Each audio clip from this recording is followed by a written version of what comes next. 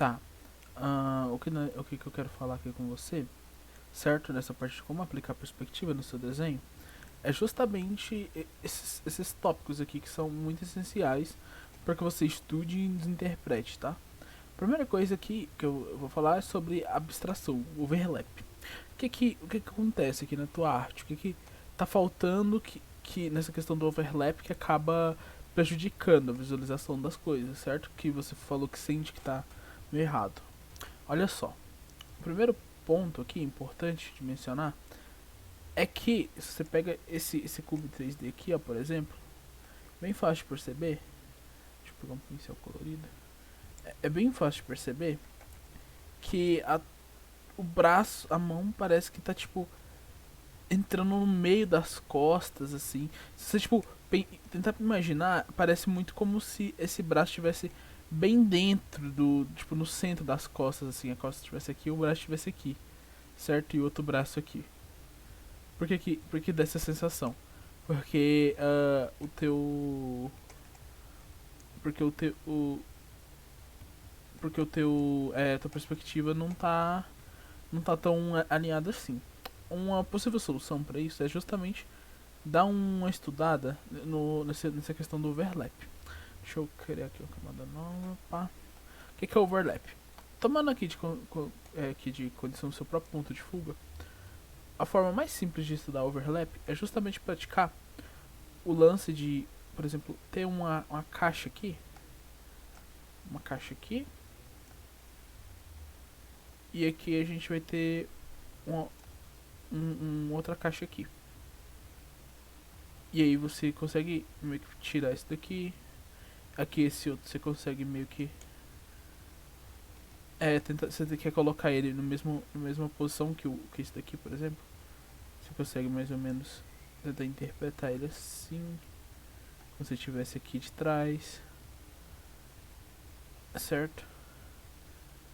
E aí, por exemplo, tem a parte de cima dele, dessa caixa. A caixa a gente vê ela por cima agora, que tá em cima da linha do horizonte que você desenhou.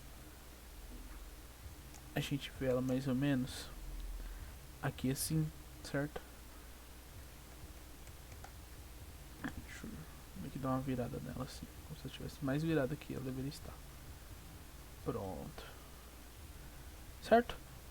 Tomando essas coisas como ponto de referência, você vai conseguir dar uma outra dimensionalidade um pouco melhor para as coisas mesmo. Então, por exemplo, daqui a gente pode colocar o braço um pouco. A mão, eu recomendo, por exemplo, você desenhar como se fosse um chão, certo? Mais ou menos assim. Desenhar aqui o quadrado, esse primeiro quadrado aqui, né?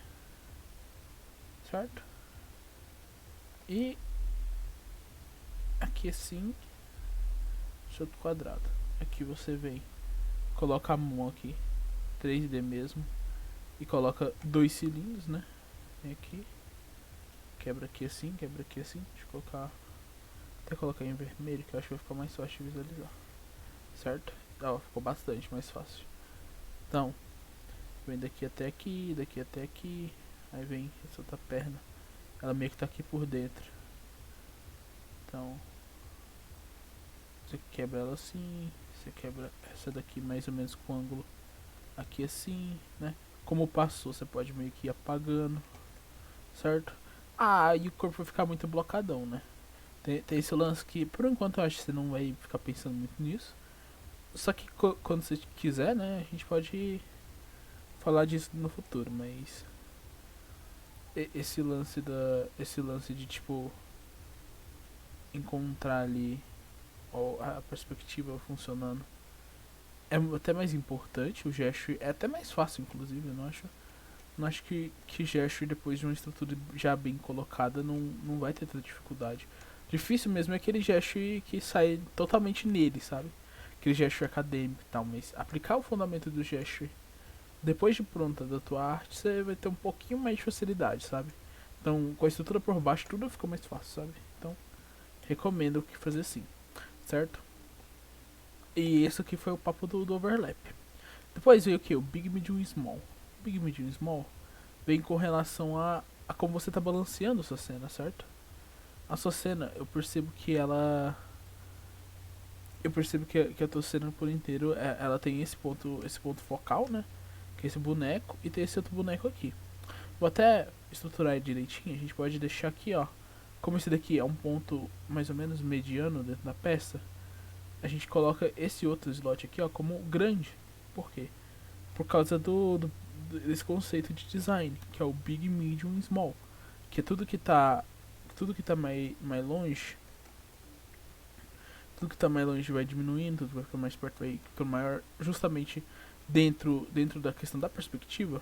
Mas o big e small é mais pra você ter sempre esse conceito de tem que ter uma coisa grande, uma média e uma pequena, sabe?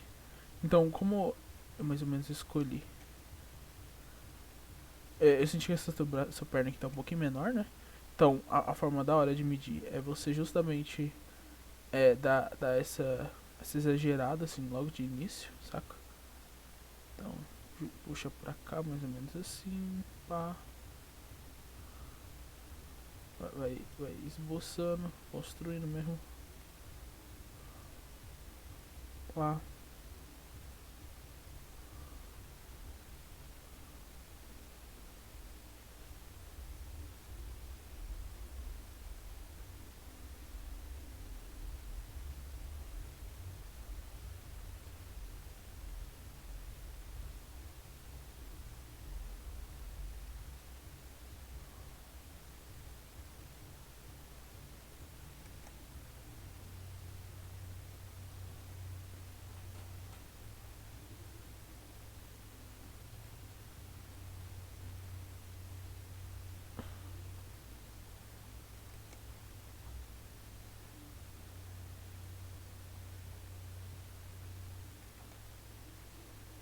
Tá. A gente meio que coloca as coisas meio que pra cá assim. Aí tem uma bem grande aqui, ó. E tem overlap, você não precisa ter medo de abstrair. Viu que eu desenhei por cima sem muito medo? Desenhei esse cilindro em cima daquele outro ali sem muito medo? Faz isso, saca? Você vê que vai ficar por cima, não tem problema você sumir um pouco o desenho lá. O problema é fazer tangente, mas isso é um conceito de design pro futuro. Aqui eu fiz uma tangente, por exemplo. Relaxa, isso daí é pro futuro. E aqui, ó, tem esse big, tem o medium. Aí, seguindo a proporção, como eu tô quebrando, nessa estrutura aqui, bem maior. Pera aí, acho que o ponto de fuga é exato mais ou menos aqui. Se eu fosse colocar um outro personagem, eu colocaria ele bem menorzinho, assim, por exemplo. Ele tá aqui em uma caixa, ele tá em pé. Tá aqui sentado, pra frente aqui.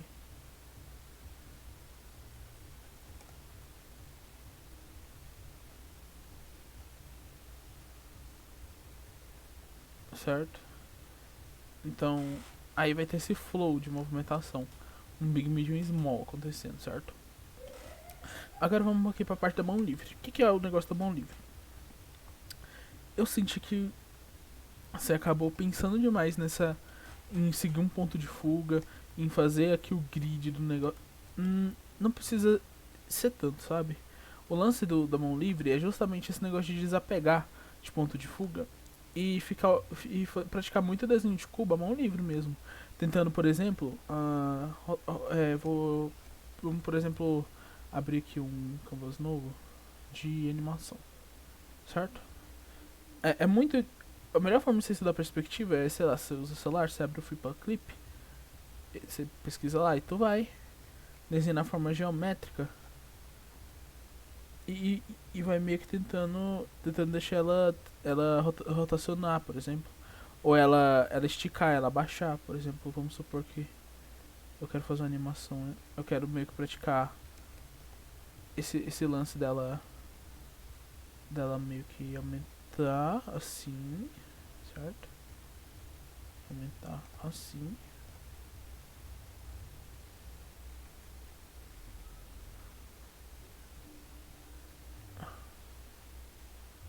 Ainda meio que seguindo meu ponto de fuga imaginário, isso é importante. Não é que não tem ponto de fuga, é só que você tá não desenhando ele e não se prendendo nele, por enquanto. Às vezes você pode até conferir se, por exemplo, esses dois parecem estar no mesmo ponto de fuga, afinal é o mesmo cubo, então é importante. Mas tá justamente nisso, ó. Fiz ali uma bobeira, era tuf, tuf, tuf, tuf. Sacou? como se tivesse algo caído em cima, ele esmagou. Você pratica dessa forma, ou sei lá, você pode desenhar ele nesse ângulo aqui, por exemplo. E aí, e aí depois, até nem precisa animar se você não quiser, você pode chegar aqui assim, como se ele estivesse de fato rotacionando. E depois ele chega aqui, saca? Meio que aprendendo a manipular essa massa do cubo e tendo esse controle tridimensional. Por isso que eu falo, desenhar à mão livre vai ser muito mais rápido se você, pra esse tipo de estudo. Você vai pegar uma perspectiva melhor, entendeu? Então, fica também essa dica aí de estudo. O break, essa parte aqui, a parte do breakdown, tá justamente em você estudar a perspectiva de outros artistas, estudar até para você ter uma noção melhor de como a perspectiva funciona. É muito interessante que você faça um breakdown. Quer ver? Eu abri aqui aleatoriamente no Pinterest desse artista aqui, ó. É o 82 Pigeon. Não sei falar o nome dele direito. O Twitter dele é esse aqui, ó. Aí tirar um print, até pra acreditar o cara, porque acho justo. Então, esse mano aqui, ó, 82 Pigeon. Deixa ele bem grande aqui. Certo? Se quiser estudar, tipo, estrutura, vai no Pinterest, olha vários artistas. É até bom, que você vai até achar artistas que você gosta, começar a agregar na sua biblioteca visual e fazer esses breakdowns, pra você entender mais ou menos as proporções de como funciona. Certo? Só não esqueça de aplicar, sabe? Não pode desenhar sem aplicar. Mas ó, olha por exemplo como aqui ele desenhou a caixa do... Essa caixa de baixo aqui como que é o nome? Do quadril dela, muito maior do que. Então tem esse balanço que ele escolheu, que é um balanço mais feminino mesmo. Independente, nem sei se esse personagem é homem ou se é mulher, mas foi assim que ele decidiu, certo? E aqui você aplica aqui o cilindrinho. Aqui você aplica o cilindro. Saca? Vai fazendo breakdown com cilindros, cubos, esferas, às vezes se for necessário. Eu não recomendo, mas pode ser com, sei lá, com um triângulo assim, se quiser. Encontrar mais ou menos aqui, ó. Pode ser um triângulo. E encontrando mais ou menos como é que se fundamenta essa parte do 3D, sabe? Da arte dele. Você pode chegar aqui, ó, por exemplo, ó, fazer uma caixa aqui, fazer um triângulo aqui. Vai indo, saca? Você faz o breakdown que tiver na sua telha.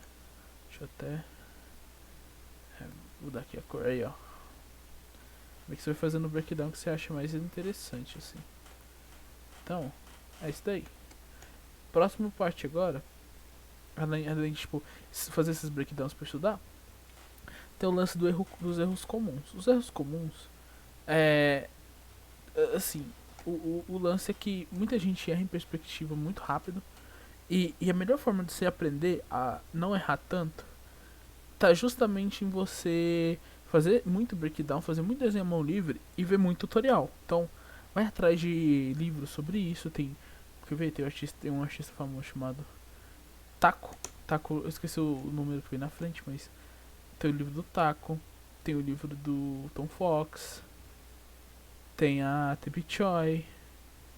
Ó, tudo com T, ó. Os artistas que estudam estrutura, tudo com T. Tá. Essas três recomendações, eles são fáceis de estudar. Ou se não, você vai pro clássico, vai pro um Bridgman da vida. Deixa eu ver. Você pode ir pro um Bridgman. Você pode ir pra um Loomis. Você pode ir pra um Marcos Matese. Você pode ir... Saca, tem um monte de artista da hora, clássico não, mas realista também. Então, fica aí então a sugestão.